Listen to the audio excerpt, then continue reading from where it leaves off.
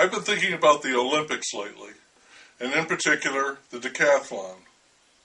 And while I was doing that, I kept stumbling over something and somebody with a most unusual and oddly attractive story, one that deserves mention, and that somebody is Dick Fosbury, and that something, also unusual and oddly attractive, is the Fosbury Flop.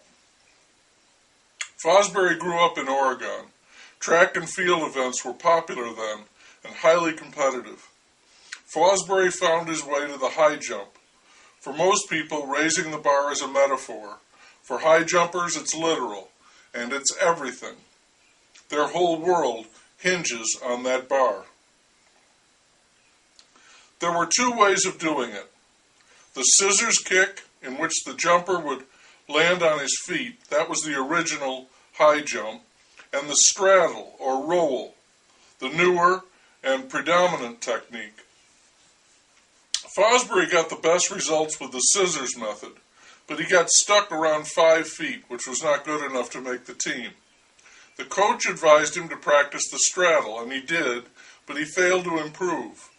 He couldn't feel comfortable doing it that way, so he was in danger of not making the team. Here Fosbury made the first of several unexpected decisions, ones that ultimately set him apart. The first was that he did not quit the team. He did not get discouraged and accept the obvious that he was not that good a high jumper, and there were several others on his team, and many others, really, in the state and the nation and the world, better than he was. Instead of quitting, he began to experiment. He went back to the scissors, but again he got stuck. He kept hitting the bar with his hind leg. Trying to find a way to lift his ass over the bar, Fosbury shifted his position at the takeoff and began going over the bar with his back. It looked strange, but it felt better, and it worked for him, and results were all he cared about.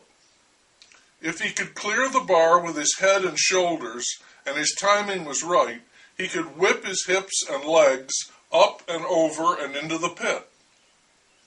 Very rapidly, as it added inches to what he could clear, no matter how crazy it looked, and it did look crazy, it looked like he was doing it backwards, Fosbury committed himself to this strange approach, and it required, literally, a new approach to the bar. Standard straddle jumpers ran parallel to the bar, from the side, planted about a foot in front of it, and rotated into their leap, throwing up their lead foot, topping out in a flat horizontal position. They would roll over the bar. Fosbury ran toward the bar, then curved his path into a J shape before planting his foot, which caused his body to begin rotation. And he kept his foot much further from the bar, up to 4 feet away.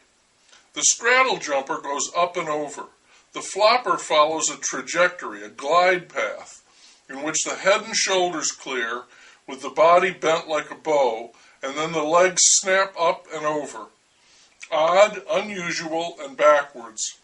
When it's done right, it's also a thing of beauty, and now appears almost classic. It's also very effective from a physical point of view. Fosbury debuted his new leap at a good time.